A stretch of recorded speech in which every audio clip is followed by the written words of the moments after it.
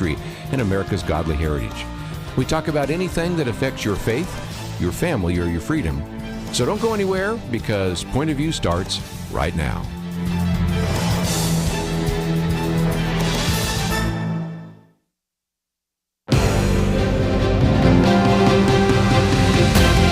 Across America, live, this is Point of View.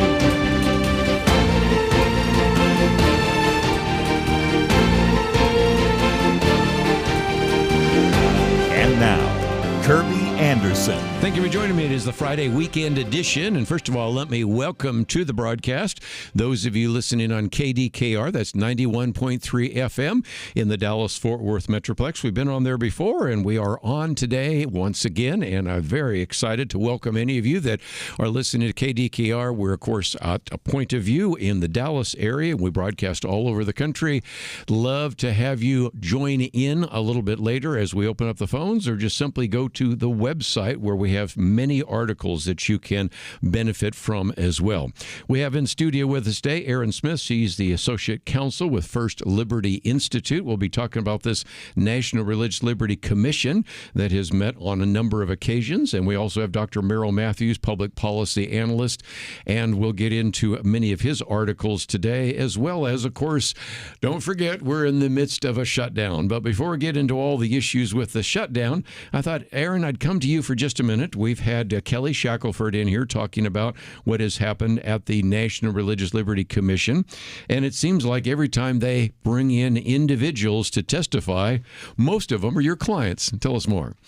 Yeah, we have the privilege. Kelly sits on the commission. Many of the listeners are familiar with his activities on the commission, and so he's talked about it before. But yes, every time they have individuals come testify, they do, thankfully, like to talk to our clients.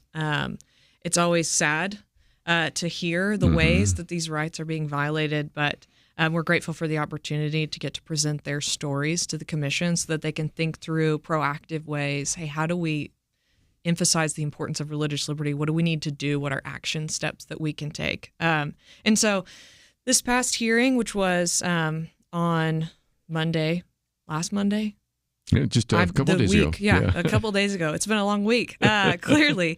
But yeah, we had three of our clients. Many of you are familiar with Marisol Castro, and the teacher who had the crucifix behind her desk, and she got in trouble for that. She talked about how she had asked the school administrators, "Well, do I need to take down my Yankees sign too?" and they said, "No, they're a sports team. Then we're not worried about that. We're worried about the religious article that's behind your desk." And we also had Coach Kennedy testified. Many of you are familiar with Coach Kennedy, praying coach, the 50-yard line, got in trouble for that. We took his case all the way to the Supreme Court and won that, which it was very cool to get to have Coach Kennedy and Marisol in the same room talking, because Marisol's case is easy because Coach Kennedy has already paved the way. That case has already been decided, and so we know that Marisol's case, clearly she can have this crucifix behind her desk. And then lastly, we had Carol Conley. She's the head of Bangor Christian Schools, which was the school at issue in our case, Carson versus Macon, which explained the Supreme Court said, hey, you can't discriminate against schools because they're religious in nature. Like, you need to go ahead and give them these public funds, the parents to use at these private religious schools. And so we were excited to have all three of them testify. Keisha Russell, she also testified, one of our attorneys, and just talked about all the former teacher, now lawyer. Former teacher, yes. Yeah. So she knows firsthand what goes on in schools. She cares about kids and education. And so we were very grateful that she had the opportunity to also talk about the state of the law and what the law actually is, and not what the schools say the law is. Let me just mention the first article there talks about the Liberty, again, National Religious Liberty Commission talking to teachers and coaches. If you'd like to know a little bit more, Keisha Russell has a new book out, which is published by Harvest House. I would highly recommend it. And in some respects, she was pulling some of these stories from her book. So if you'd like to know more, that is all available at the website. Of course, you can go to First Liberty Institute or just firstliberty.org, and that should give you everything you need to know. And again, you can click on around the picture of Erin Smith, or just simply find the link, which is our first article. Well, Dr. Merrill Matthews, let's get into it. We've been around for a while, so Erin's a little bit younger, but we've seen 22 shutdowns or potential shutdowns. Only a few actually became shutdowns, but we've seen 20. This is now the 22nd impasse, and it's getting pretty old, but nevertheless, that's where we find ourselves. And when it's Democrats running the show in Washington, they want to pass a clean continuing resolution. Yes. And Republicans fight that, and now that Republicans are in control, they want to pass a clean continuing resolution, and Democrats are fighting it. And we've seen this before, but what we haven't seen quite so much before is Democrats seem to be really taking a hard line on not moving forward with the continuing resolution, in part because when they signed off on the Republican bill last, February, the majority leader of the Senate, Chuck Schumer, got, not minority leader, the Democrat, got just really vilified by the progressive left because he switched on that. And so we're not sure what's going to happen. Now, they continue to take votes in the Senate. There are, I think, 3 or 4 Democrats who are voting to end debate, and that's what you got to get a 60 vote threshold to end debate, so you can go on and have a vote on the bill. The Republicans have enough to pass the continuing resolution if it gets to a vote on that, but they've got to have I think 6 or 7 Democrats side with them in order to be able to close debate, and they've only got 3 or 4 right now, so they're looking for a few others, and we don't know if they're going to find them or not. Yes, one of those who did vote against it's a Republican is Rand Paul, but I think he might go along once we would get to the point where they have that requisite number. But you've got to come up with a couple more in that regard. So in some respects, this is the same old, but let me come to you for just a minute, Erin. One variation of this is that Russ Vought has been on the program with us before, back when he was in the so-called private sector and really developed a wonderful nonprofit organization, is now the director of OMB. That's Office of Management and Budget. And the first article we have here, which is by Ingrid Jacques, who actually wrote this in USA Today, so you can go find it for yourself, talks about the fact that Trump stands ready to fire vast numbers of federal workers. Now, there's always been, and you have an individual, as you know only so well over there. I actually have 2 or 3 people at First Liberty that oftentimes have been on this program suggesting, Jeff Mateer, but not the only one, that if these are non-essential people and we send them home, let's just keep them home permanently. And Russ Vought seems to be suggesting that might be exactly what they do. Yeah, I received word from Jeff Mateer today. He was pleased with the government shutdown. He wouldn't mind if it lasted a little bit longer. He likes the small government model, like a lot of us do. But yeah, I think, right, Trump, they have an opportunity to make more cuts and make them permanent. I mean, they've been talking about this since the beginning. We saw it with Doge, and they started making cuts, and I'm sure they saw room for other cuts, but when were they going to do it? Well, now they have an opportunity to. And so, I mean, I don't know. I think Democrats care. I mean, I don't know what they care about, but I think they care about the size of the federal government and programs that the government offers. And so looking at these cuts, I mean, I think you'd think that they would do a little bit of a double take and have some incentive to cooperate a little bit. But I'm just curious. I mean, do we think that this is going to hurt the government shutdown? Are the Republicans going to get blamed for this shutdown, for the whole thing? I mean, are people smart enough to really know? Well, again, I'm going to open up the phones to give people a chance to weigh in on that. But we got another article I wanted to get to, but we have a mandatory break. We'll come back with more right after this.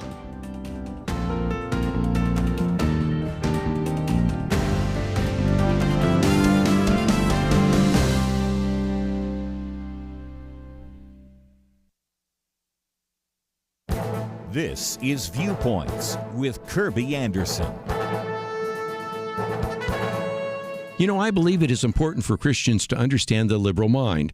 That is why I've written a booklet on a biblical view on the liberal mind. Once you examine the assumptions of liberals and leftists, you can see how their views are very different from a biblical perspective. If you do not have a proper view of truth in the world, you will probably find yourself dissatisfied with life. That is the conclusion of Michael McKenna at the Washington Times.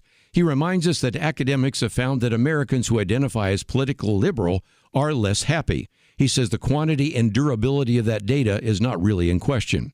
There's a reason for this. He says it appears, and stop me if any of this sounds familiar, that happiness is at least partially about how connected a person is to other humans, particularly through the mechanisms of family, faith, and community. Research by the Institute for Family Studies and the Wheatley Institution found that happiness is directly related to greater family satisfaction and higher levels of religious attendance. Another study concluded that liberals have become less happy over the last few decades. Now, you may be thinking, well, that is sad for liberals, but what difference does it make? Well, Michael McKenna connects the dots. He has found that personal attitudes and beliefs tend to bleed into the body politic and ultimately find their way into government policies that affect us all. I think that explains why liberals, and especially leftists, have been in the process of deconstructing so much of American society. We've seen such revolutionary fervor before in places like France in 1789 and Russia in 1917. That is why we should pay attention to liberal dissatisfaction in society. I'm Kerby Anderson, and that's my point of view. Go deeper on topics like you just heard by visiting pointofview.net. That's pointofview.net.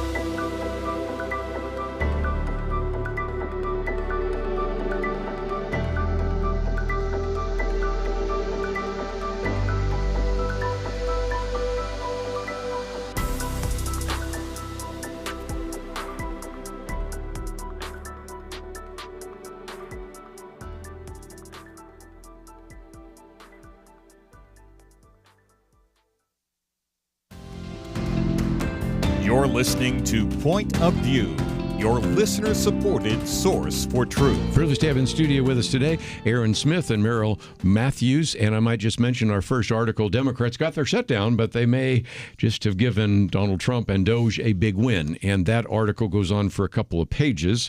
And if you'd like to read it, that is the case. But Dr. Matthews, I want to come to you for just a minute because Veronique DeRugi, who's been on the program, but we were just thinking, it's been a long time since we've had her on. She is now, of course, at George Mason University, very bright woman. Indeed, has written this piece, Government Shutdowns and Pandemic Level Spending, the New Normal.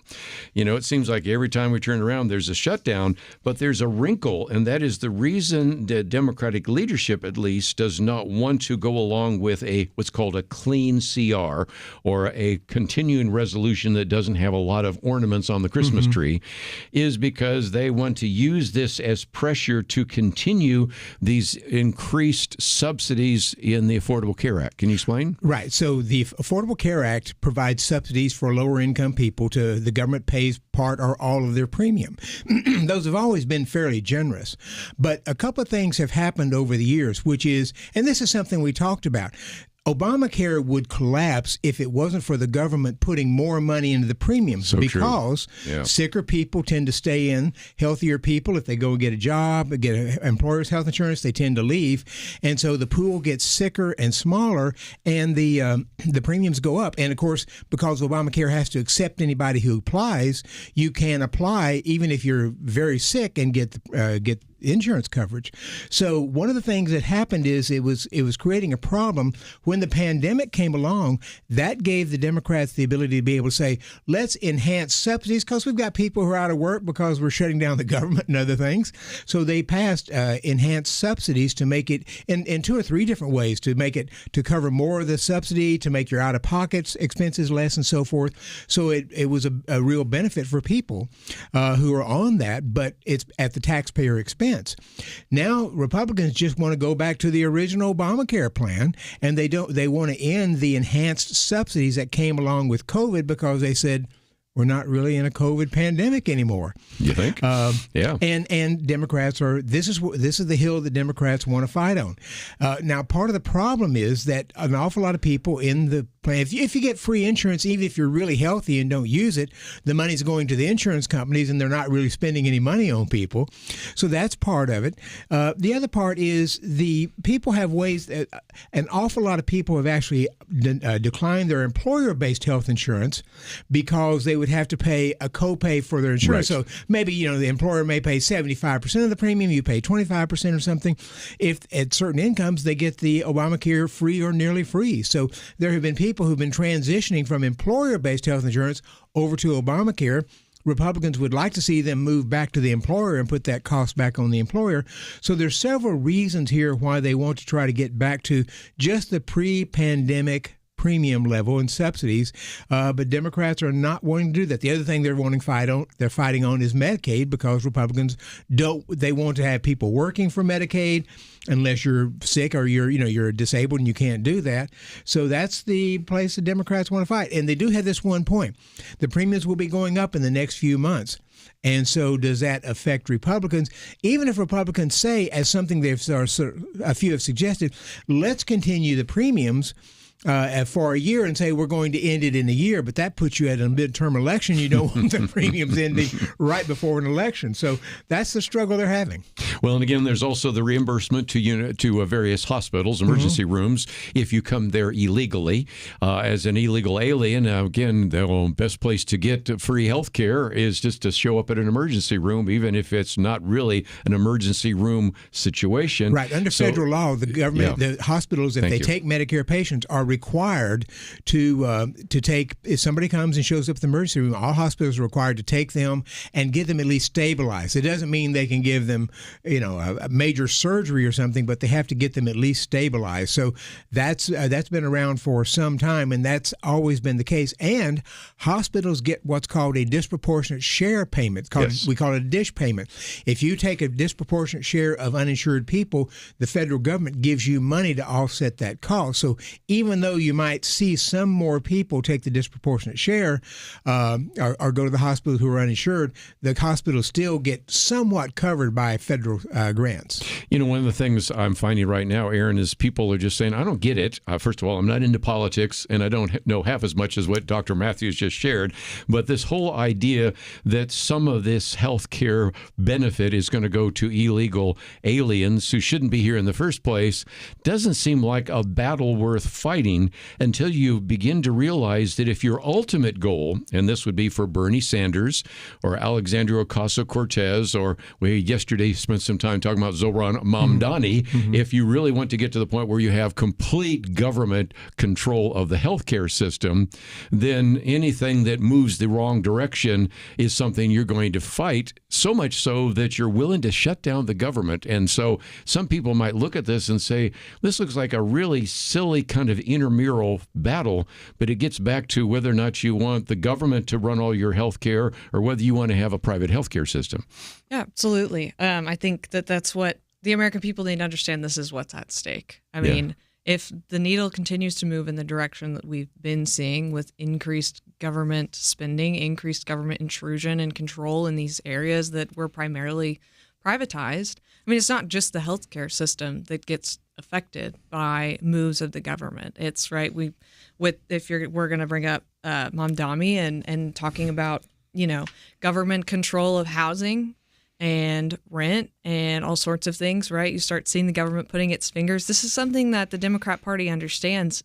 They make incremental changes. Right. So we don't see it happening all at once. It starts slowly, and then they make progress. And then they don't let it go backward. They only push forward and in small increments. And we've seen the government grow larger and larger, the control of the government grow larger and larger.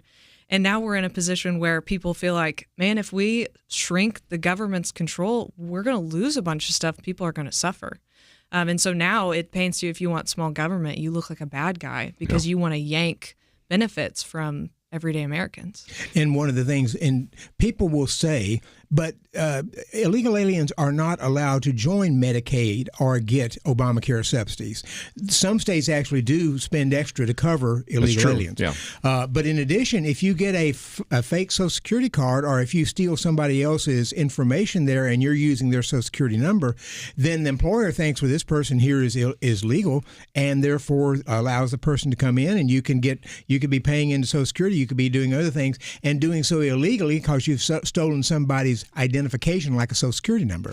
When we come back from a break, I'm going to bring in your book, which again documents the amount of abuse, fraud, and all sorts of other kind of graft that takes place in the area of Medicare, Medicaid, and Social Security and the rest. But we're coming to a break, and I thought I would mention that we do have an action item for you today. It's an action alert, and it's pretty easy to understand, but let me try to put it forward, and that is, it's called the Chloe Cole Act. Now, you might say, who is this? Well, that is the young woman who actually has become a very strong voice against the so-called gender transition. And at the age of 15, a perfectly healthy teenager, had a double mastectomy, went through all of this kind of stuff. We're talking about the fact that her parents had been pressured to pursue gender-affirming care. We're talking about puberty blockers, testosterone. We're talking about surgery, all those kinds of things. She, a year later, regretted her transition. And, of course, you've heard various states wanted to make sure that we can protect individuals who are underage from being forced into this. So the Chloe Cole Act is one that has been introduced into the House of Representatives. And this is an opportunity, if you go there, to find out a little bit more about this idea of transgenderism and, in particular, this act. And if indeed you want to go there and get involved, this would be a way to contact your senators and your representative on this particular issue. We give you, of course, the House sponsor. We'll give you information about that. And it's just one of those other issues that we've been talking about for some time and are convinced that it would be very helpful to have you contact your two senators and your representative about this. So what we have is information. If you go to the website, we have a suggested letter in which we say, you have to be at least 18 to smoke. You have to be 21 to drink, yet we have young children that in many cases through their parents are being forced to be given puberty blockers, cross-sex hormones, and a variety of other things.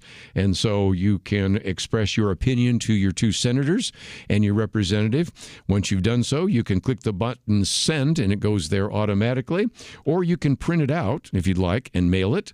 Or, of course, you can even preview it if you'd like to make some changes. We've made it very easy for you to actually contact your members of Congress. I've had many people say, I never really have written my member of Congress. You've made it so easy. Why don't I do this more often? So that's our action item for today. We'll come back with more right after this. At Point of View, we believe there is power in prayer, and that is why we have relaunched our Pray for America campaign, a series of weekly emails to unite Americans in prayer for our nation. Imagine if hundreds of thousands of Americans started praying intentionally together on a weekly basis. You can help make that a reality by subscribing to our Pray for America emails. Just go to pointofview.net and click on the Pray for America banner that's right there on the homepage. Each week you'll receive a brief news update, a specific prayer guide, and a free resource to equip you in further action. We encourage you to not only pray with us each week, but to share these prayers and the resources with others in your life. Join the movement today. Visit pointofview.net and click on the banner Pray for America right there at the top. That's pointofview.net. Let's pray together for God to make a difference in our land. Point of View will continue after this.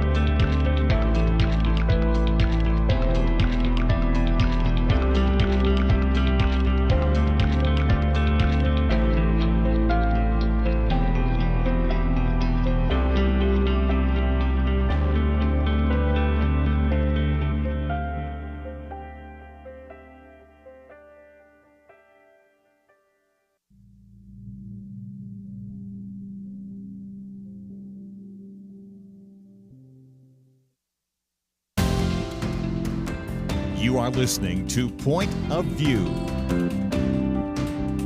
The opinions expressed on Point of View do not necessarily reflect the views of the management or staff of this station. And now, here again is Kerby Anderson. Back once again, let's see if we can get into some of these medical issues, and one of those has to do with the issue of autism. Now, first of all, you might have noticed that there was a gathering not so long ago when you had a number of individuals that were next to President Trump, and it's Marty Makary as well as Jay Bhattacharya. I'm sure I'm messing some of their names up, but Dr. Oz, as well as, of course, Robert F. Kennedy Jr. and others talking about the possible link between Tylenol and autism. And it was something I was going to cover, and then I thought, well, maybe I'll leave Dr. Matthews here. And then he posted a piece, is there a link between global vaccinations and autism? So these are questions people are asking. Dr. Matthews, as you well know, nothing is off the table, and this is one of the more controversial ones, but you give us a lot of facts and figures that sometimes just don't surface in some of these discussions. Right, and I wrote that just before they had that meeting because it was generally thought that they were going to be talking about autism, but they ended up talking about Tylenol instead. Mostly. But the question crossed my mind, if vaccines are correlated to autism, then those countries with the highest vaccination rates should have the highest percentages of autism. And so the World Population Review tracks both of these, and I went and compared them all, and it's just not the case. You can't find that sort of correlation. Canada and the U.S. have about the same rate of vaccination, they have about the same rate of autism cases per 100,000 people. But you go over to Europe, and Europe has about the same rate of vaccination that we have, but significantly less autism that they have there. When you go down to South America with, I think it's Chile and Argentina right next to each other, and they have roughly the same rate of autism cases, but the vaccination rates, I think, like 94% in Chile and 66% in Argentina. And so I just couldn't find any correlation between the sort of the autism cases and the vaccination rates. But this was, as I said before, the announcement, the president came out and they talked about Tylenol instead. But I pointed out in there that that the autism advocacy groups do not think there's any connection there. Mm-hmm. And interestingly, over the last week or so, Barry Weiss, the head of Free Press, did an interview with Dr. Vinay Prasad, who is head of the FDA Center for Biologics and Evaluation Research. So he's sort of over this part. He was brought on initially. He was fired, I think, in May or June. He was gone for a week, and they came and said, you got to have him hired, so he got hired back. I remember that. But it is interesting because he made a number of, I think, important points. One of the concerns is that we're giving too many vaccines to kids at very young rates. And he raises that point, and I don't know that there's really any evidence for it, but it's a viable concern. I got a vaccine here the other day, and I'm going to wait for a while before I get another one. It's just, you're putting medicine in people, and so the notion that you say, we're going to space this out a little bit, I think is perfectly reasonable. But Barry asked him specifically about autism. She said, do you think there is a connection between vaccines and autism? And he says, I do not personally think there is a connection between there. And he talked about the Tylenol aspect as well. And that's a little more mixed because they have found some correlations, but they haven't found causation really. And that's the question is, in science and stuff, correlation doesn't necessarily mean causation. Just because two things happen at the same time doesn't mean one causes the other. And I think that's still, most groups do not think there is a cause between Tylenol, acetaminophen, and vaccines, but there are some who've said, we've seen enough correlation here to at least have a question mark and look at it a little more. The problem that happened, as I understand at the announcement, is President Trump got on this and really started making a strong case against acetaminophen. This is bad stuff. Don't do this. Don't do this. And a number of the people who were around there were kind of squirming because that's not what the evidence says. The evidence says we're not sure, maybe, but they can't make that strong connection. I was waiting for Jay Bhattacharya or Dr. Oz to jump for the microphone there because, again, one of the papers that was quoted here, does not show acetaminophen, which shows any kind of neurological disorder. But you have some others that suggest maybe some correlation or something going on. And again, correlation is not causation. So again, I think you've done a good job just helping us understand that anybody looking for a silver bullet, at best, maybe there's a series of synergistic effects that we don't know about. But Erin, I'm not going to make you into a doctor, but I am going to ask you to maybe answer one question, and that is, when the Tylenol case came out, maybe you can speak to the social media issue. We saw a number of pregnant women who then popped Tylenol simply because Trump said not to take it, which strikes me as not good because even Tylenol does not recommend this for pregnant women. So explain this. Yeah, the reaction online was, I mean, it was. It was. Can you explain? I mean, can we even explain this? Baffling, really. I mean, I guess it's not that baffling because it's pretty consistent with the reaction of people. It was aggressive and immediate, and so I mean, gosh, if. I guess the question: if Trump told you not to jump off a cliff, would you? Like, is that the question? Because it's seeming like maybe some people online would do just because it's the opposite of what Trump says. The possible correlation is Tylenol has been recommended for pregnant women who get fever. Right. And so doctors oftentimes recommend that as the best option. And so if you had women with fever and they took Tylenol and then they had a baby that child was on the autism spectrum, was it because of the Tylenol or was it because they had fever? And of course, another thing, and this is something the autism groups say time and again, we are better at diagnosing autism today than we were some years ago. That, yes, yeah, because some of this better diagnosis. Right, better diagnosis. Yeah, sure. And people who we might have, when I was young, might have just said, it's just a little strange, is now considered. In fact, I know people who seem perfectly normal on the autism spectrum in some cases. So that's part of it. And also another, autism is associated with having birth at later ages. And we have women who are getting married later and having children at later ages. That could be part of it. And there may be some other factors out there. Well, again, if you'd like to join the conversation, 1-800-3, I'm so used to giving the number for calling in for your donation, 351-1212, 1-800-351-1212 is the call-in line. One I was going to give just a minute ago, 347-5151, if you would like to make a donation, which many of you did this time last week to, of course, the Truth Team. But again, I think you've raised all the questions I think we need to raise. If indeed there is any kind of correlation, I thought the one that was probably the most striking is if you've ever traveled to South America, Argentina and Chile, pretty much the same countries, same area. Vaccination rate, as you point out in Chile, 96%. Whereas Argentina, only 66%. So there's a real a very significant statistical, I should say, difference. And yet the number of autism cases in Chile compared to the autism cases in Argentina, almost the same, 1,060 for every 100,000, 1,030. So if indeed there was any difference, you would expect that to be the case.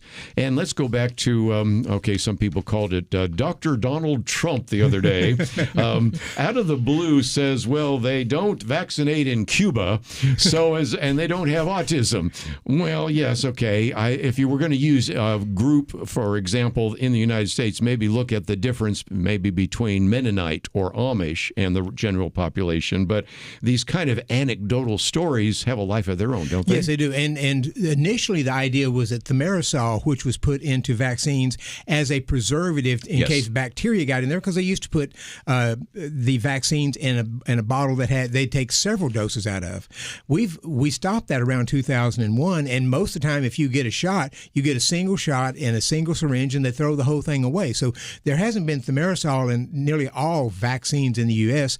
for 25 years. So you wouldn't expect, if that was the case, you wouldn't expect children now to see an increase in autism if it were the thimerosal.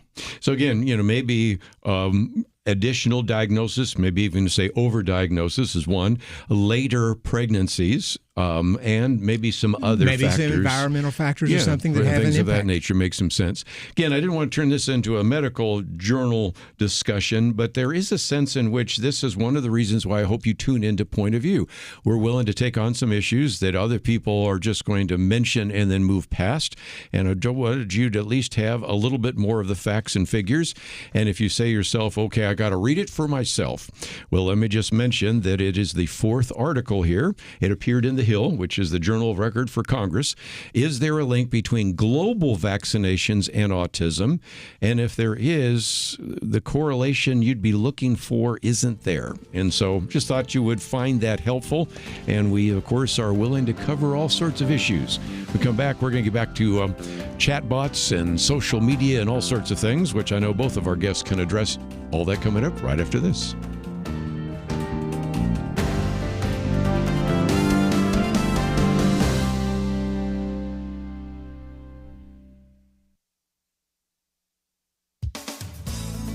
In heartfelt remarks broadcast from her late husband Charlie's radio studio just 2 days after he was murdered, actually martyred, Erica Kirk was adamant the movement among young people Charlie built through Turning Point will only grow stronger. She encouraged people to join and become active in changing the nation. Then, she said, but most important of all, if you aren't a member of a church, I beg you to join one, a Bible-believing church. Our battle is not simply a political one. Above all, it is spiritual. The spiritual warfare is palpable. That next Sunday, citing online predictions of a Charlie Kirk effect among church-going, churches all over the nation prepared for greater attendance. Andrew Colvey, executive producer of the Charlie Kirk Show podcast, told Fox News host Maria Bartiromo, if you want to honor Charlie today, it is Sunday, go back to church. Open your Bible, pray, ask God to lead you. That's what he wanted. According to reports, church attendance was way up. May it continue to increase. Revival would be welcome. Church attendance is making a modest comeback, but overall has been in decline over the last 15 to 20 years as the culture secularizes. Religious practice has diminished in all major demographic groups, even among conservatives and Republicans. Ironically, many evangelicals report they're not attending church. When asked about church attendance, self-identified Christians who don't attend church offer explanations like, I don't need to go, or I can worship on my own, or I find God in nature. We can worship God by an ocean or a tree, but we should go to church. We need biblical preaching and sacraments to show us the fullness of who God is. If you aren't a churchgoer, if you do anything in response to the murder of Charlie Kirk, do this. Go to church. Go back to church. Or, as Erica Kirk advises, find a church. For Point of View, I'm Penna Dexter.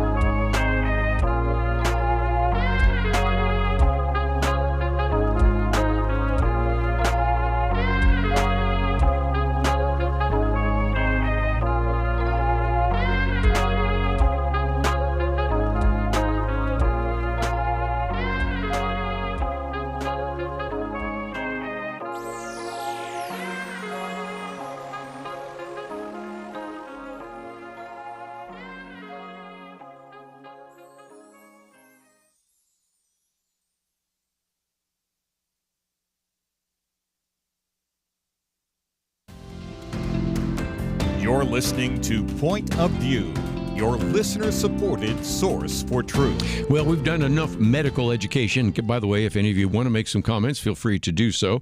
That number, again, is 1-800-351-1212, and we may even get to some of those calls, if not in this segment, certainly the next hour, because I think you maybe have some comments or questions. Love to hear that. But one of the other pieces, Dr. Matthews, that you pointed out is how the bot networks, these are these little bots that run around here on the internet that are helping drag consumer brands into the culture wars. Now, I thought that was good because the example they use, and I'll hold this up, is Cracker Barrel, but there are some others. And I thought even if this continues on, there's another one right now in which Senate Republicans demand answers from some of the artificial intelligence CEOs, as some parents are saying these chatbots sometimes encourage their kids to commit suicide. So there is a growing concern with artificial intelligence. I do have a little booklet that we've made available on a biblical point of view on AI, and I'm going to do a new one because there's so much new material that's come out. Oh, every day. But, and we're talking books now, but just to try to at least identify the benefits, of which there are many, and the potential drawbacks. But one of those, let's take the easy one first, is that when you see something going viral, or you see a lot of people hitting a website concerned about maybe the change of the logo for Cracker Barrel or a variety of others, it may not necessarily be that those are individuals actually typing that up. Yeah, it's very interesting because the artificial intelligence chatbots out there can see what's happening and end up magnifying those things. And when we talked about Cracker Barrel here, we talked about the big pushback from that. And it got me thinking, once I saw that, I thought, I wonder if some of that was just chatbots who were picking this up and then sort of amplifying it in ways that it goes back to Cracker Barrel CEO and officials, and they say, oh my goodness, look at what's happening here. We've got to change, because they did change. Yes, and I think it's helpful to understand this going all the way back to talk radio when Rush Limbaugh was around, and he's been gone for many years. He argued many times that individuals that were trying to get him thrown off the air by attacking the advertisers, that even back then those were those were various kinds of bots. So there is a sense in which when people say there's been this groundswell of enthusiasm, Erin, sometimes it's just a computer network or a bunch of various bots that are making it seem like it's larger than it really is. Yeah, I mean, I am skeptical by nature, but now I think I'm more skeptical, even more so of the things, right, that I'm seeing online. I may have fallen prey to the hype and thought that more people wanted Cracker Barrel to revert than actually did.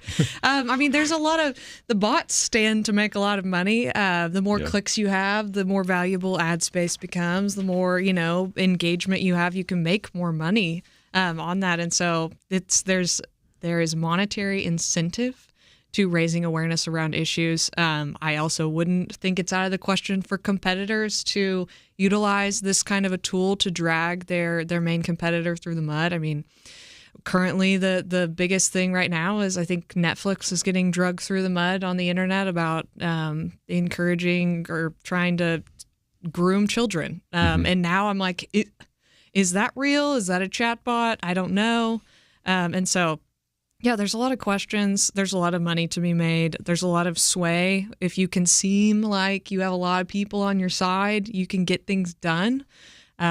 Competitors will use this to their advantage. Other countries will use this to their advantage to drag, American politicians through the mud, all sorts of things. And, you don't want to discount Russians, Iranians, Chinese, North Koreans being involved in this as well.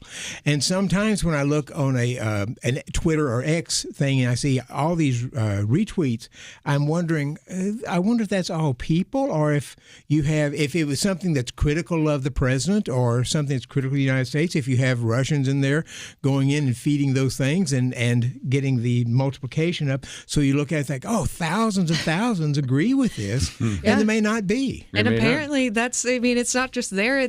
I remember a few years back, it was Amazon reviews that we were watching. Like, are these real people that are reviewing these products, or are there AI bots in there that are reviewing products and they don't own it? They don't even care. As a matter of fact, in this article, it talks about how bot networks have gone after Amazon. That's one. Target, McDonald's, Boeing, and some others. So, again, even though we talked about Cracker Barrel, because that was the picture there are others that are causing us to be skeptical. And back to the point you made just a minute ago, Erin, we certainly focus a lot of time and attention every day on you need to have discernment. Yesterday, we talked about the head or one of the co-founders of Wikipedia talking about bias in Wikipedia. media and had a 9-point plan on how to maybe bring it back to the neutrality he intended. We talked about John Funn's piece about these open letters, which are oftentimes propaganda pieces. Remember the 51 individuals that said that the laptop of was likely fake. was Russian disinformation. So again, skepticism makes some sense. Let me pick out a phone call real quickly here because I think somebody want to address in Texas, KDKR. And Sherry, thank you for calling. Hello. I just wanted to say I have stitches in my mouth, so it's hard to talk. But Tylenol, when you have a fever, that is God's way of your body doing what it's supposed to do. And when you take a fever reducer, it interrupts that program. That you know what it interrupts what your body is supposed to be doing, and it causes all kinds of problems. And also, the pediatricians are getting incentives for vaccinating your kid.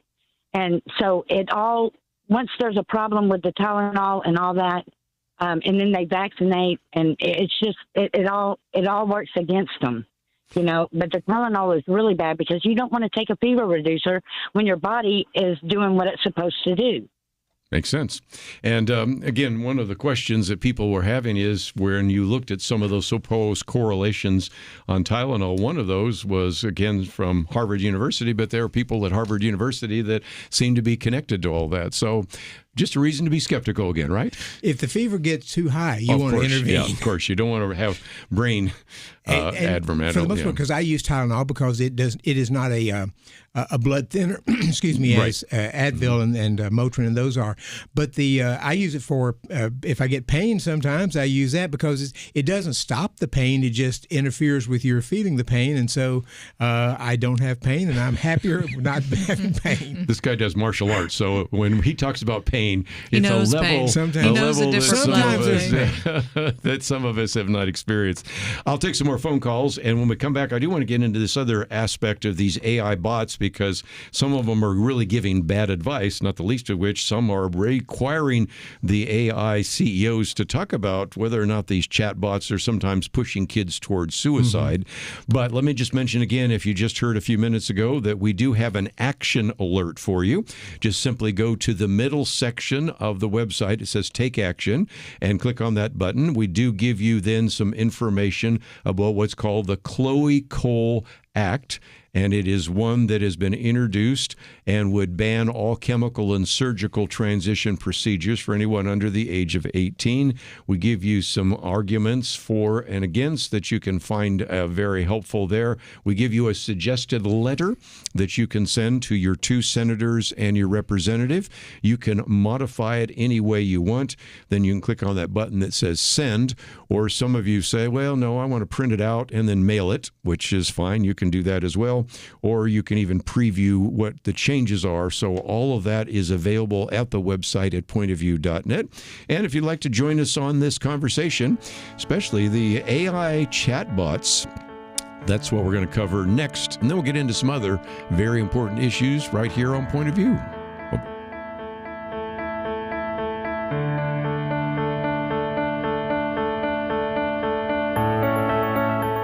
It was not that long ago that censorship appeared to be almost inevitable. Free speech was being attacked and strangled in many places. And some of us wondered if this was the end.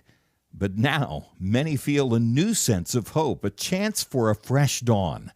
Let me caution you, now is not the time to relax. It's a time to press forward, to use this fresh opportunity to proclaim and learn how to apply truth to current issues. By the fact you're here, listening right now, that tells me that you recognize the vital role Point of View plays as a voice of truth. For more than 50 years, we've informed and equipped people who have made a real difference. And when you give to Point of View today, you breathe life into what can be a new golden era for the truth. Please, take a moment right now and invest in truth. Visit pointofview.net or give it 1-800-347-5151. That's pointofview.net. Click in now or call 1-800-347-5151. Point of View will continue after this.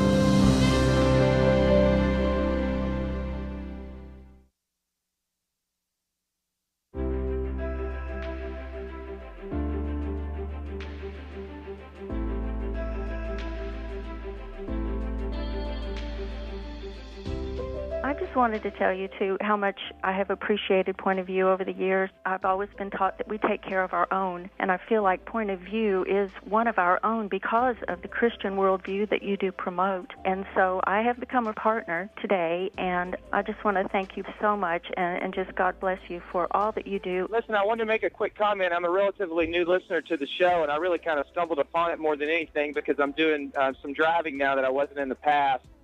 And my comment really is, I think you guys and gals are more right on about the assessment of this country right now than anything I've heard. You know, I go home and I tell my wife, you've got to hear what they're talking about on the show. It's just so right on. And I tell my parents the same thing. I'm 25 years old, and I started listening to Point of View about 4 years ago, and it has changed the way that I think and the way that I view the world around me. Point of View Radio Talk Show.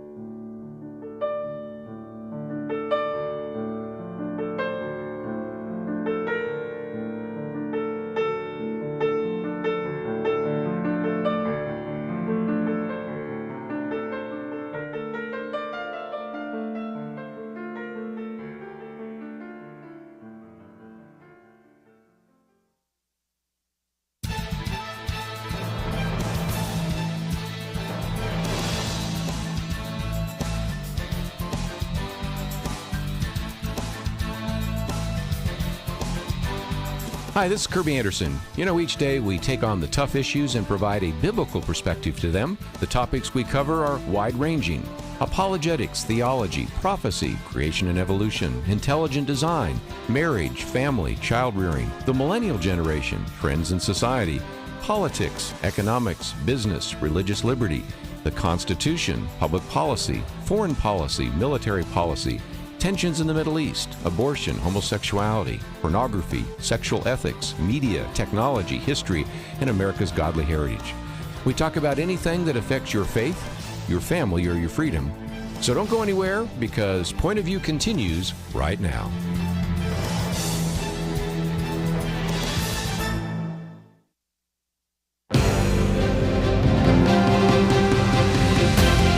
Across America, live. This is Point of View.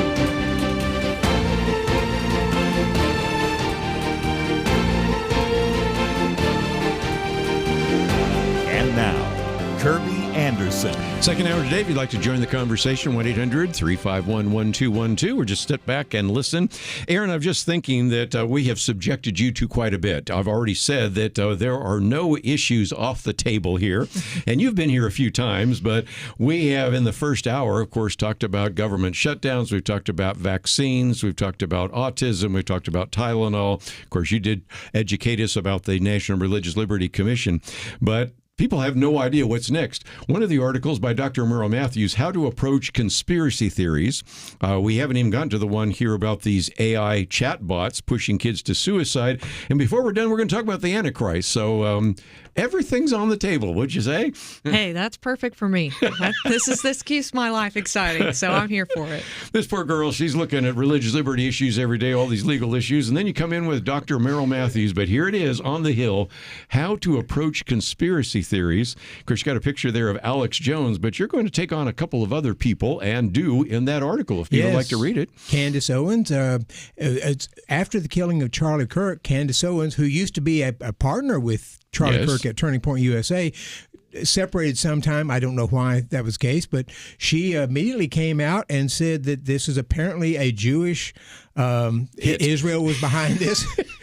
Israel did the hit. And Bill Ackman, a major, he's Jewish, but I think he graduated from Harvard, if I remember right, but he's a major investor, and that he is involved too. And you looked at this and said, but Charlie Kirk was one of the biggest defenders of Israel in the public eye. If it just doesn't make any sense. If you were going to kill something, you wouldn't fit to kill a person who's been praising you and defending you all this long. It made no sense, and yet Candace is out there doing that. And again, the point you're making is that there are true conspiracies. There are conspiracies, absolutely. And, of course, a couple of them. Hiding Biden's age. Democrats did that. Yeah. The Russian collusion hoax, that was a conspiracy that managed to gain some traction, even though people were skeptical of that for a while. But there are conspiracies out there that are successful. Well, and you give us quite a few there, but I'll come back to some of the fake ones.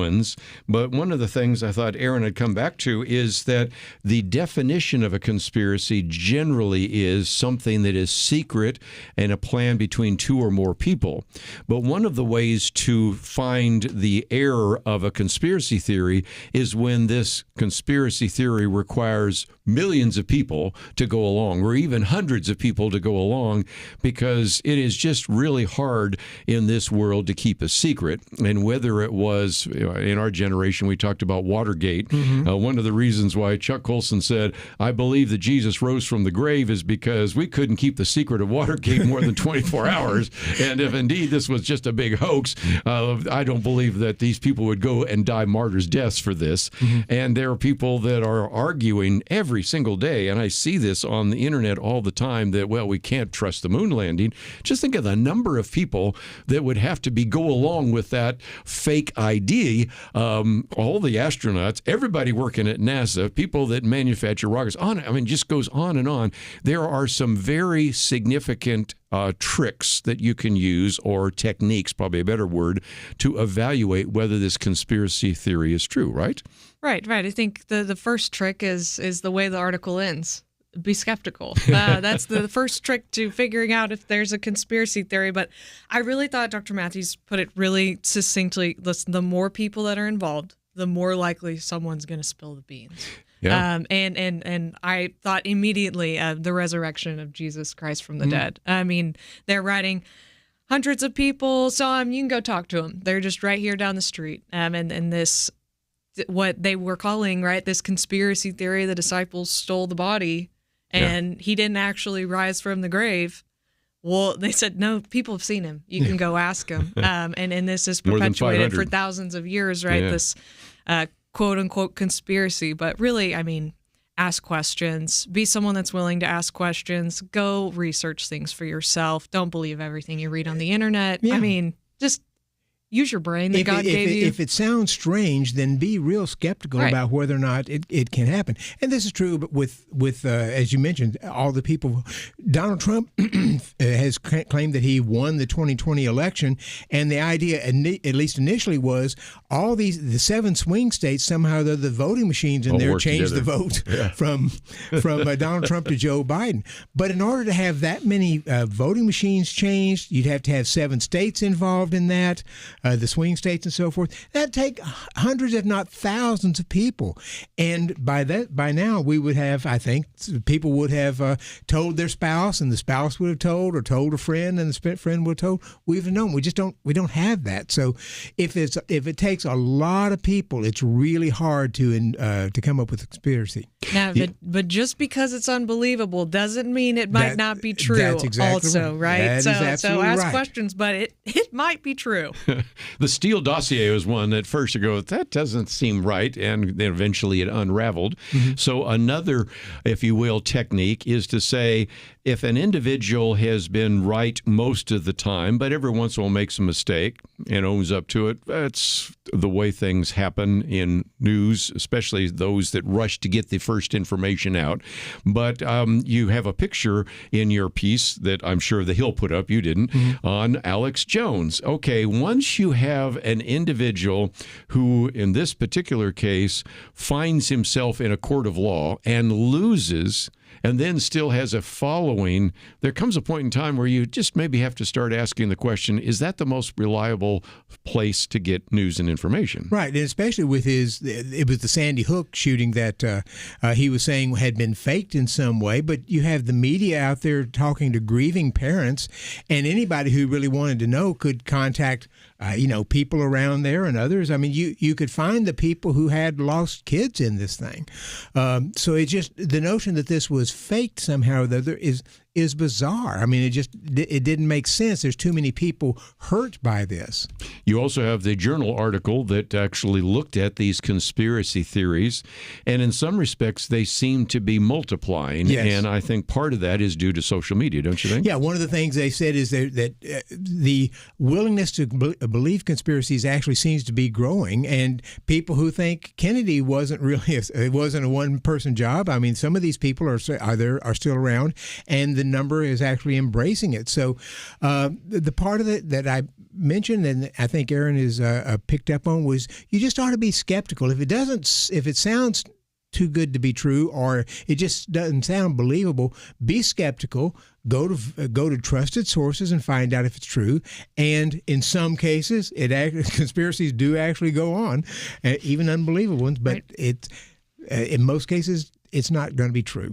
Well, again, I know right now there are people that, of course, want to see the Kennedy files, and some of those have been released, and want to see the Epstein files, and those aren't being released. And you can understand that if you aren't transparent, then it becomes very easy to hatch a conspiracy theory. And if nothing else, this piece goes on and gives you some of the facts and figures and just really how to approach conspiracy theories. So I wanted you to be aware of that. We'll come back, we'll get into a couple other issues because, as you figured out, we got a lot to cover today, and we'll do our best to try to cover it in 2 hours. And if you find yourself saying, okay, I want to read it for myself, those articles are posted right now on the website at pointofview.net. We'll be right back.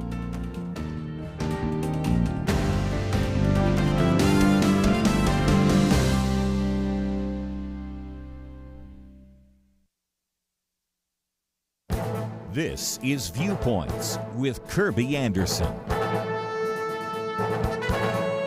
You know, I believe it is important for Christians to understand the liberal mind. That is why I've written a booklet on a biblical view on the liberal mind. Once you examine the assumptions of liberals and leftists, you can see how their views are very different from a biblical perspective. If you do not have a proper view of truth in the world, you will probably find yourself dissatisfied with life. That is the conclusion of Michael McKenna at the Washington Times. He reminds us that academics have found that Americans who identify as political liberal are less happy. He says the quantity and durability of that data is not really in question. There's a reason for this. He says it appears, and stop me if any of this sounds familiar, that happiness is at least partially about how connected a person is to other humans, particularly through the mechanisms of family, faith, and community.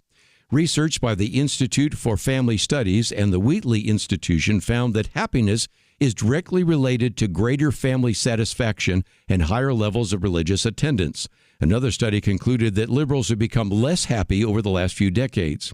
Now, you may be thinking, well, that is sad for liberals, but what difference does it make? Well, Michael McKenna connects the dots. He has found that personal attitudes and beliefs tend to bleed into the body politic and ultimately find their way into government policies that affect us all. I think that explains why liberals, and especially leftists, have been in the process of deconstructing so much of American society. We've seen such revolutionary fervor before in places like France in 1789 and Russia in 1917. That is why we should pay attention to liberal dissatisfaction in society. I'm Kerby Anderson, and that's my point of view. Go deeper on topics like you just heard by visiting pointofview.net. That's pointofview.net.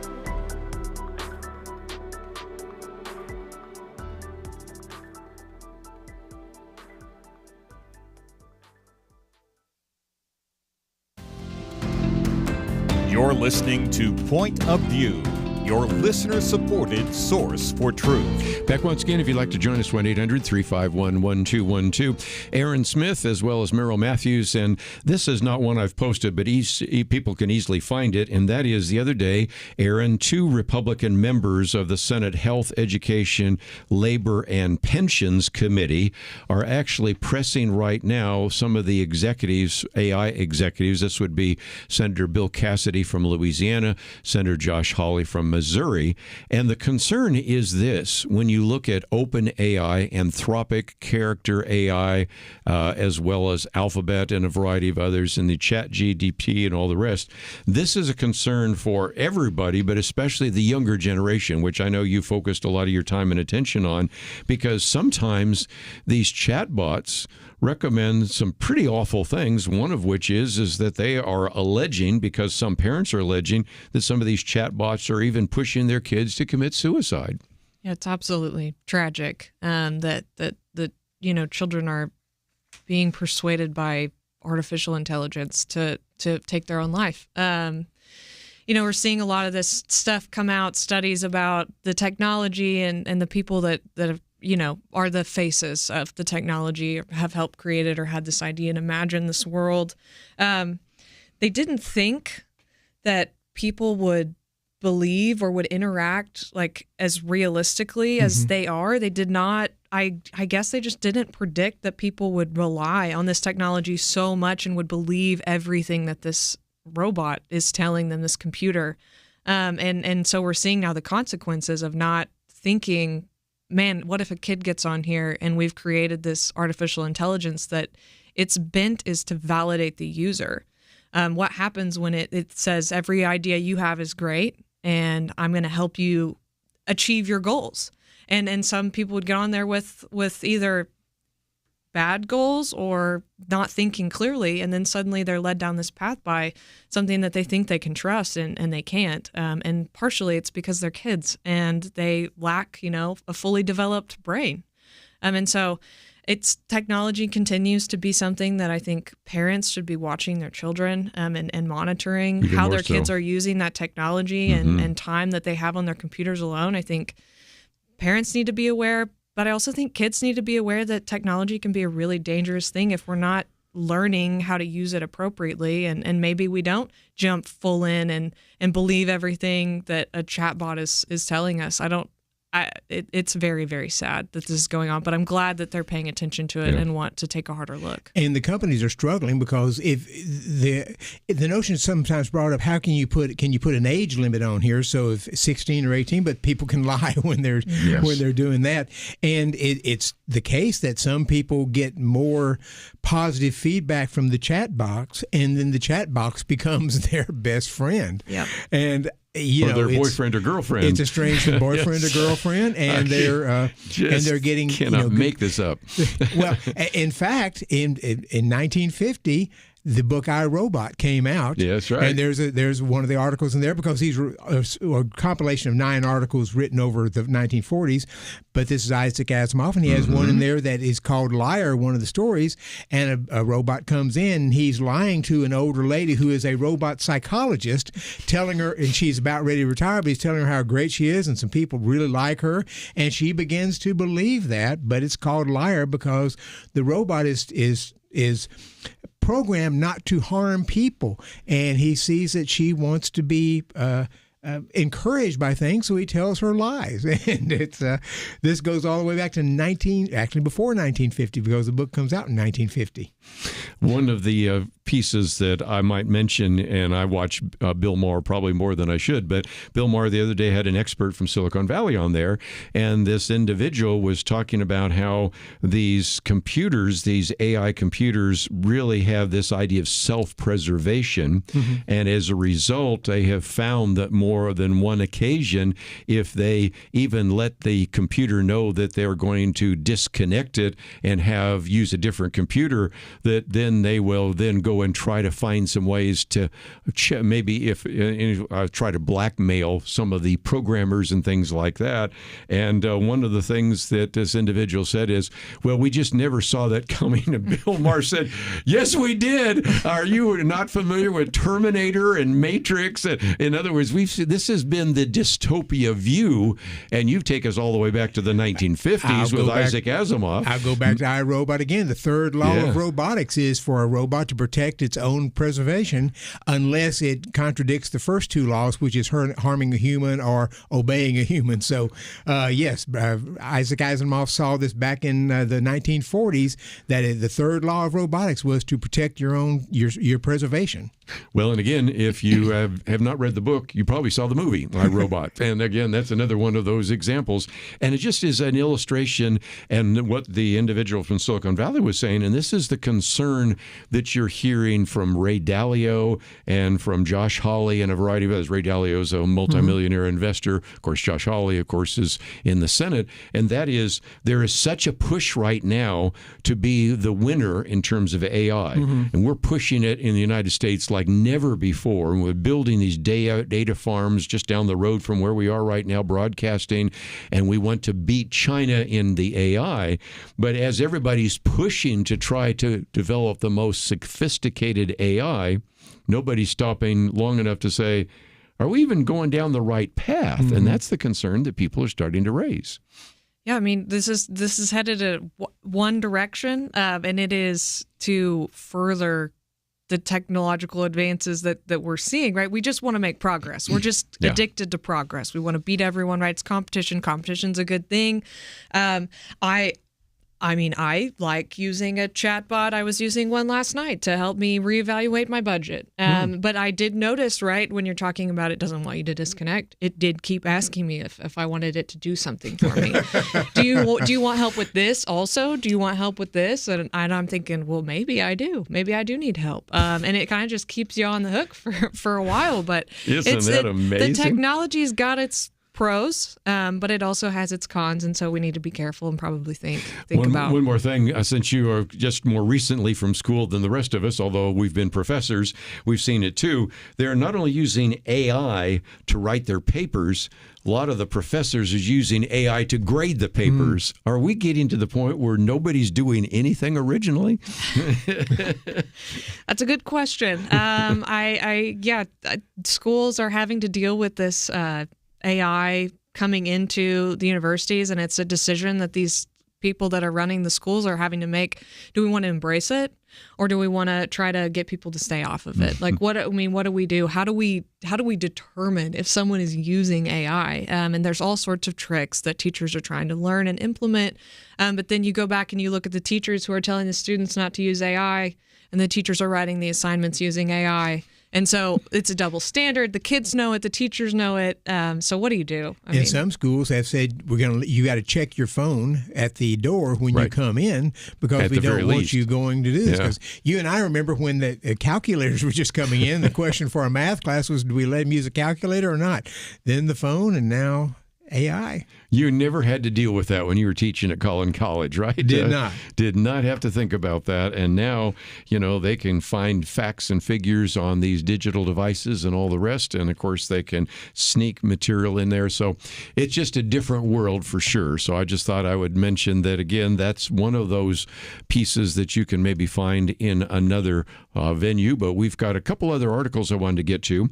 After the break, one of those, and it sort of surfaces again with this shutdown, J.D. Vance's delicate dance. That was another thing that we were talking about, Dr. Matthews, and that is the assumption is the front runner for becoming president in 2029 might be the vice president. Mm-hmm. And that's worked well for, George Herbert Walker Bush.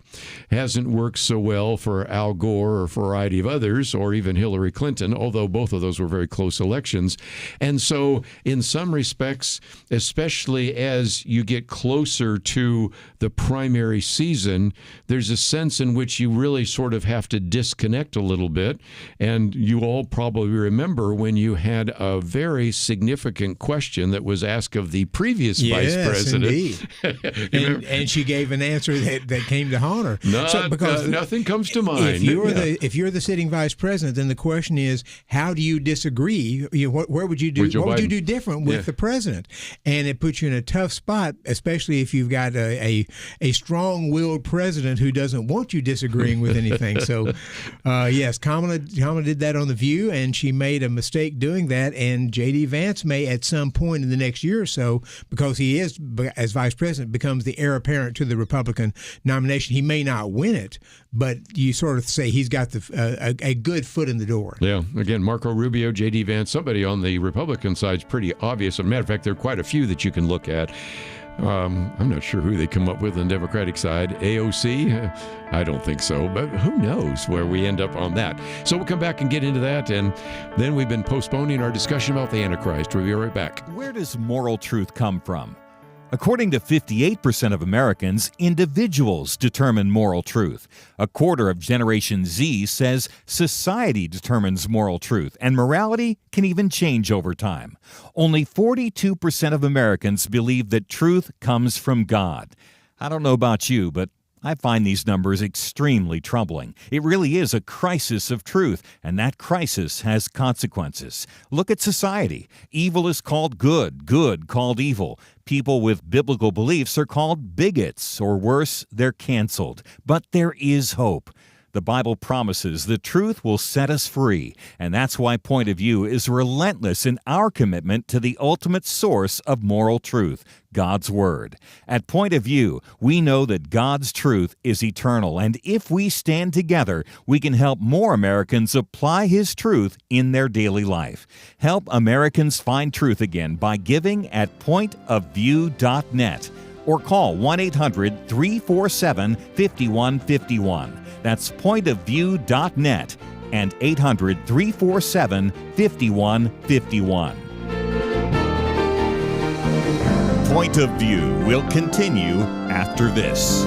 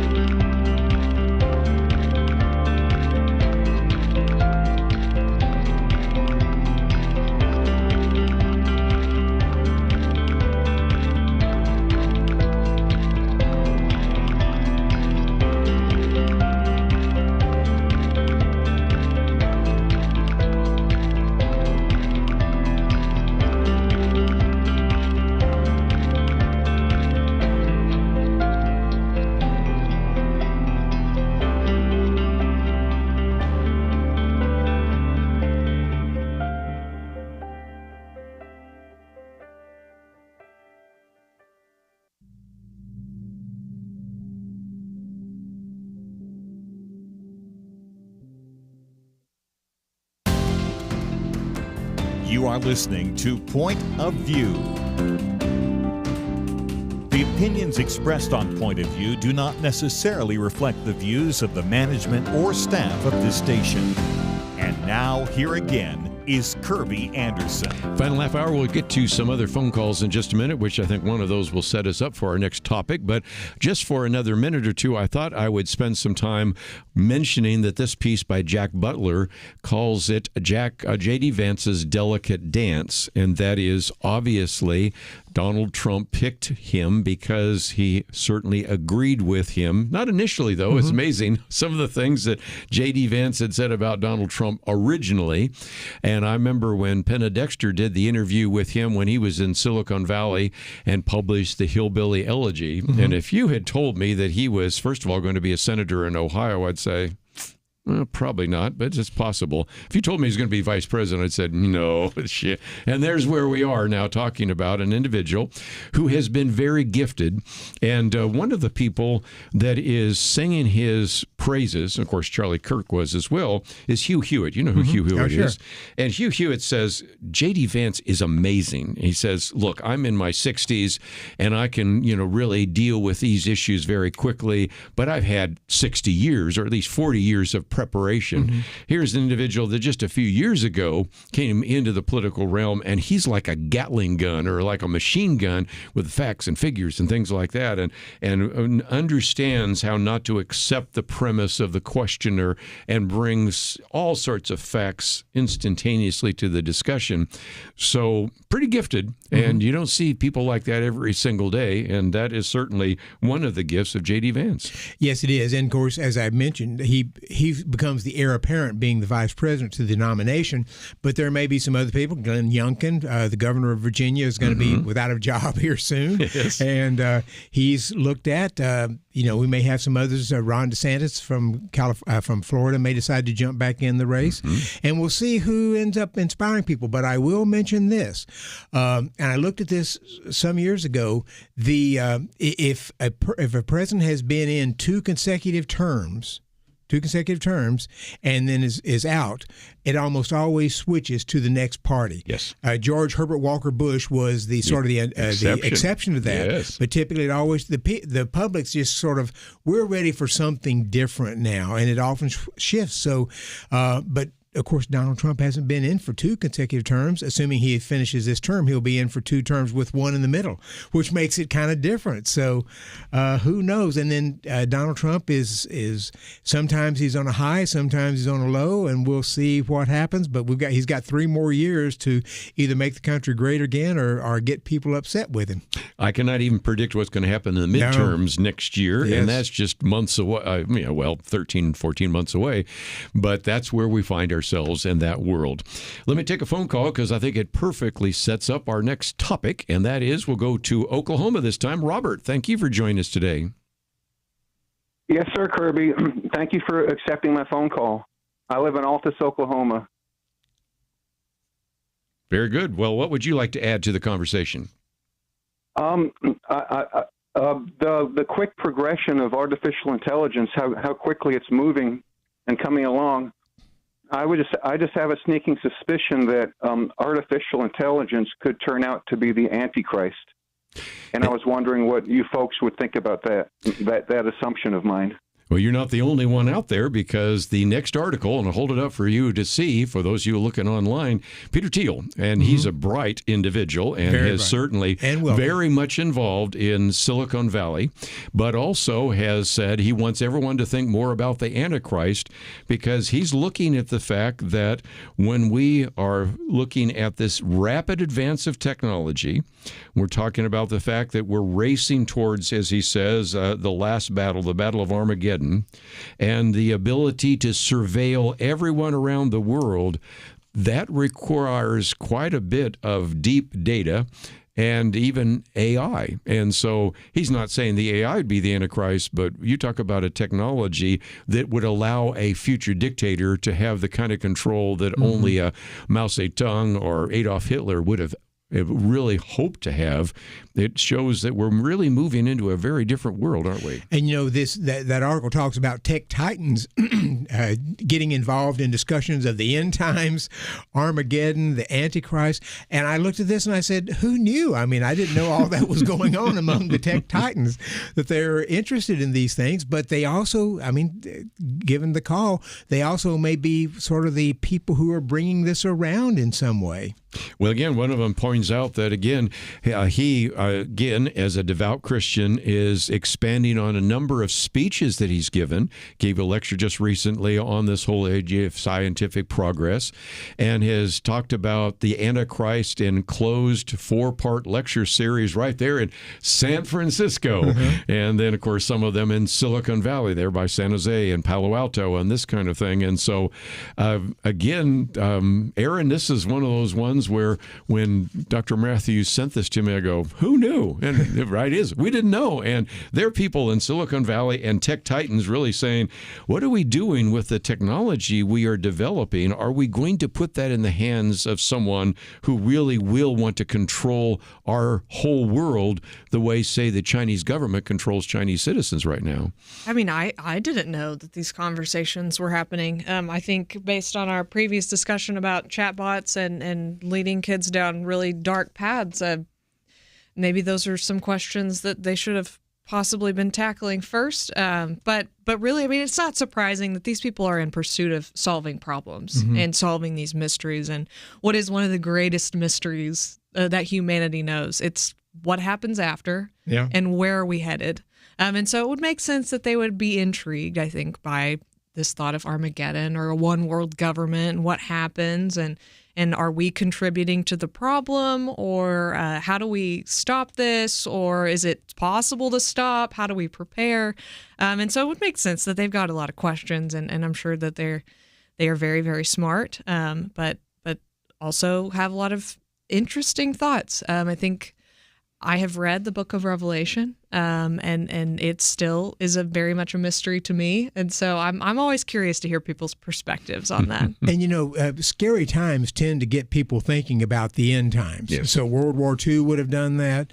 And you may remember, Kerby, in Jimmy Carter's reign, when he was there and inflation was going up to 15%, Hal Lindsey, who had written The Late Great Planet Earth, was now looking at this and said, okay, we see things happening here that may be taking us to the final times. He wrote a book, Countdown to Armageddon, where he was looking at the Jupiter effect coming up in, I think, 1981, 82, when all the planets were aligned, and maybe that was going to create some extensive gravity that was going to create earthquakes and other things. That didn't happen. But, when you look at things and things don't look clear and they look could be a little scary, people begin thinking about this. And one of the things we know is one of the days they'll be right. Yes. And again, one of the things that is pointed out here, just so back to Robert's question, Peter Thiel says that he has the theory that the Antichrist would be an individual or maybe an entity that's incredibly charismatic. And so he's not necessarily saying that the AI would be it, but it would be a very significant tool when you talk about being able to control the world. Or the only way you'd be able to buy and sell things is if you have the mark. And we can see how that could be easily implemented. It's just a whole different world. And when that was written, I believe it was written by John when he was in the Isle of Patmos. I've even been in the cave, they think, where that had taken place. That was not at a time when we had electronics. It's not in a time when we had an ability to monitor everybody. And even in about a week or two, I've got a commentary coming out about privacy and surveillance and just the amount of surveillance that various companies have in terms of marketing. They're kind of information that we could get on any one of us around the table right now if we could tap into some of the deep data in the United States government, or even the data that various companies have, illustrates that what before seemed a little bit unreasonable, you can see why they're recognizing that individuals having access to this much information, this kind of surveillance, and the ability to turn on or off your money could actually control the entire world. Yeah, and here's the encouragement to the Christians. stand firm and be prepared. That's what the Bible tells us, right? That's what the Bible tells me to do, is to stand firm and be prepared for the end. And so while we're here, we'll prepare and we'll study. We'll read, I'll read the Bible and I'll study and try to figure this out and ask for wisdom. But in the meantime, maybe there will be a one world government where I can't buy or sell anything because I'm not going to participate. But in the end, I know the end, and I'm secure in that hope. And so I have hope that prevails despite circumstances and despite the ponderings of Silicon Valley about what the end looks like. Well said. Again, as the old line goes, I've read the final chapter and I know who wins. So again, I just thought it'd be kind of interesting. And if you want to see the kind of conversations people are having in Silicon Valley about things like the Antichrist, that is one of the articles we've posted on the website. We've covered a lot. We have a little bit more that we'll cover right after this.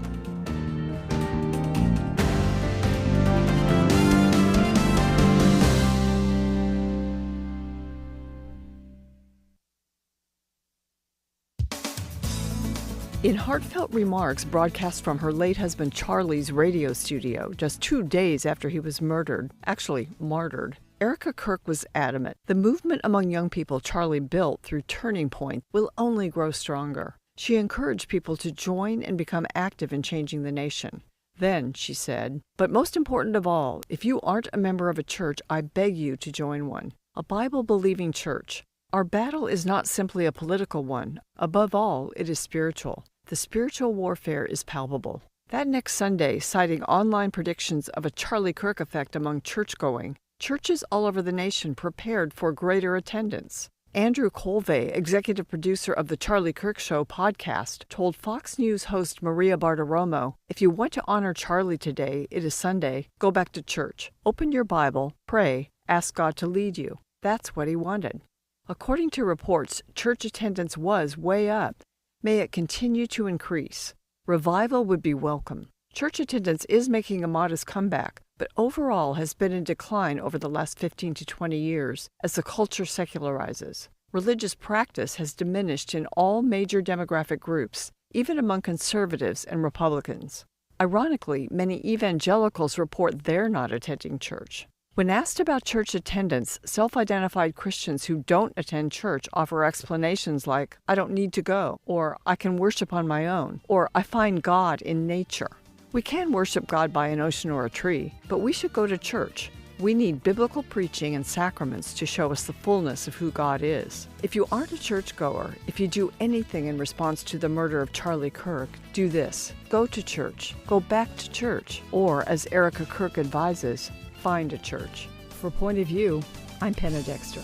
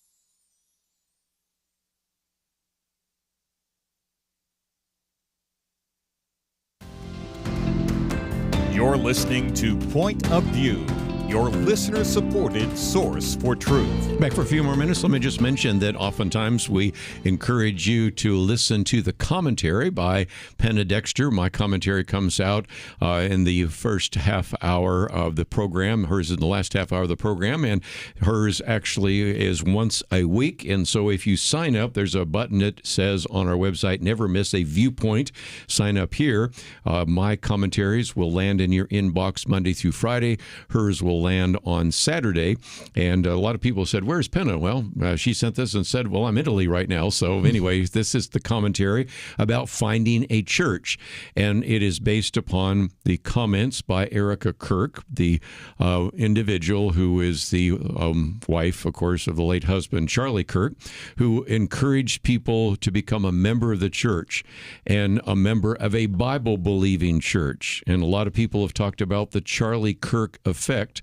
And when I think of the younger generation, Erin, we have an articles coming out in December in our Outlook on the fact that if you look at Generation Y and Z, you're seeing an increasing number that are making commitments to Jesus Christ. Interesting enough, more Gen Z men in church than women. Never seen that before. A dramatic spike in Bible sales, all sorts of spontaneous revivals, Asbury, Florida State, Texas A&M, large crowds at Harvest crowds. So are we headed for revival or even a great awakening? We don't know, but it starts by going to church, doesn't it? Yeah, it starts by finding a really good church that preaches the Bible. I hope that we're seeing a great move of God. I think we've seen that in pockets, and I think it's really important because it starts with yourself. It starts with your community, and how can you engage with your community better than being a part of the local church? Getting involved in Bible studies, going to church on Sunday, hearing from a pastor that's going to faithfully preach God's word day in and day out. I think that those are incredibly vital to sustaining the move that we are seeing. There is a deep hunger for truth. I think that my generation, the generation below me, they're skeptical. They've been lied to a lot. They've tried everything else, and they are not finding any fulfillment. And so my hope is that this is their next step, right? They've tried everything else, that they are willing to actually embrace the Bible, read it for themselves, and find a church where they can learn more about what it looks like to live out their faith. Erin says it politely when she says find a Bible-believing church, and I'll be a little more critical here. Not all churches are the same. That's so true. You can go to various places. I've seen this in New York where you have churches with rainbow flags out and other things. So you can pass up on the first church if that's not a Bible. Find one that teaches and believes the Bible, and then that will be a much better start for some people. And there are people who graduate from seminaries or Bible colleges that if you see that they graduated from Dallas Theological Seminary or some of those, you think there's a real good chance I can trust this church. Mm-hmm. And I think that's part of the issue that people are asking. Even if I do find a Bible church, Bible teaching church, to do what? At first, there may be this to deal with my anxiety, my depression. But if we really want to see a movement of God, one of the articles that I have been putting together here is we have the First Great Awakening with Jonathan Edwards and certainly George Whitefield. You have the Second Great Awakening with Charles Finney. You have the Layman's Prayer Revivals. You've had, of course, the Jesus movement in the 70s. Jesus movement, all the way up to Billy Graham and Bill Bright and the Jesus movement, and all these kinds of things that have taken place in the past, but they always have an impact. And if all it is to go and meet my needs in the church, well, we're missing some things here as well. Because, Erin, as you well know, it's one thing to actually be a believer. It's quite another to be the salt of the earth and the light of the world and making a difference in your community. Yeah, I think, hey, this Sunday, if you're listening, this Sunday, if you look around your church and you see somebody that you haven't seen before, or you see someone that looks a little confused, maybe the pastor says, turn to this, and you see them glancing, trying to figure out where in the Bible am I supposed to be turning? Why don't you go introduce yourself and welcome them in and say, hey, I want to walk alongside you. If you have questions, I want to sit here and answer. And if I don't have the answer, I'm going to go help you find it. It was a very good point I was going to mention as well, because if you have a change going on, if Charlie Kirk has spurred some people to say, let's go try to find a church. If hearing about tech titans talking about Armageddon says, I think I'm going to, because, Hal Lindsey in the early days of Late Great Planet Earth got a lot of people interested in the Bible, and they wanted to go to church and see if they could find out more. So you may have people walking into your church, so looking around to see some different faces. If they don't look like they've been there before, go and introduce yourself and welcome them. Let me just mention that you will be hosting on Tuesday, and I think there'll be a great opportunity for people to learn from you. But I just thought before we wind down today, Erin, let's talk about some prayer targets, because we certainly do have a Pray for America area where you can subscribe, and I think the most recent one was about some of the issues that we've been dealing with in the news. But I want to encourage people to pray, because you've got a case before the Supreme Court, and you're involved in some other cases that we need to be praying about. Yeah, if you could please be praying for our case that's currently before the Supreme Court. It's called Olivier, and that's Loivier. You got to turn on your French to say that. But yeah, it's an evangelist that wants to preach the gospel, and he was stopped from doing that by law. It's a really different, complicated legal challenge, but please be praying that the justices' hearts are prepared to hear argument. We're waiting to hear when that argument will be. It's looking like maybe December, that the Lord would be opening the eyes and minds of those that will be ruling on this case to help protect religious liberty and the ability for the gospel to be shared in the public square. The other cases, our Cambridge Christian case, we're waiting to hear from the Supreme Court if they're going to grant cert. If you'll remember, those were two private Christian football teams that wanted to pray before the championship game, and they were told they were not allowed to because the microphone is government speech, which is just ridiculous. So if you'd be praying that we'd get to have that case before the Supreme Court to help clear up this area that shouldn't really need clearing up, that would be super helpful. We have a lot of other military cases. Our next Religious Liberty Commission hearing that will be hosted by the Presidential Commission will actually, I believe, be here in Dallas. And so we're excited to have that. It will be covering the military and religious liberty in the military. And so please be praying that goes well, and that those that are testifying would have courage and be willing to say what is exactly happening, and that the commission would be led in wisdom to know what to do about it. And you're dealing with a case having to do with Space Force, so that's something that you can find out. And so if you type on the picture there of Erin Smith, you can see what she's doing there as well. I do get a kick out of that one, since we were talking about these revivals.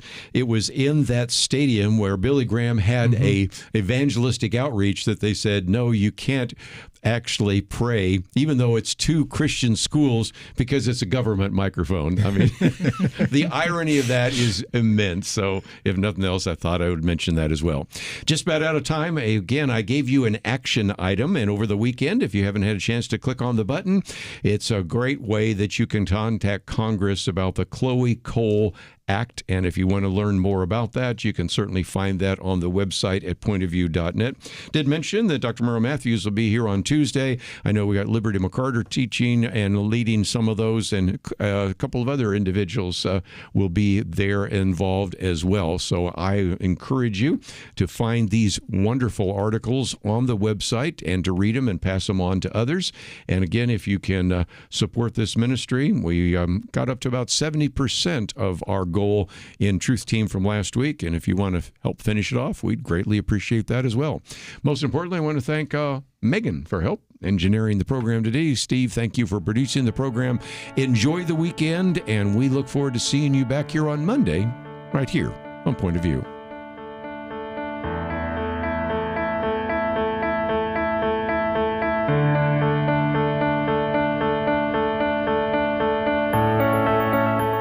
It was not that long ago that censorship appeared to be almost inevitable. Free speech was being attacked and strangled in many places. And some of us wondered if this was the end. But now, many feel a new sense of hope, a chance for a fresh dawn. Let me caution you, now is not the time to relax. It's a time to press forward, to use this fresh opportunity to proclaim and learn how to apply truth to current issues. By the fact you're here, listening right now, that tells me that you recognize the vital role Point of View plays as a voice of truth. For more than 50 years, we've informed and equipped people who have made a real difference. And when you give to Point of View today, you breathe life into what can be a new golden era for the truth. Please take a moment right now and invest in truth. Visit pointofview.net or give it 1-800-347-5151. That's pointofview.net. Click in now or call 1-800-347-5151. Point of View is produced by Point of View Ministries.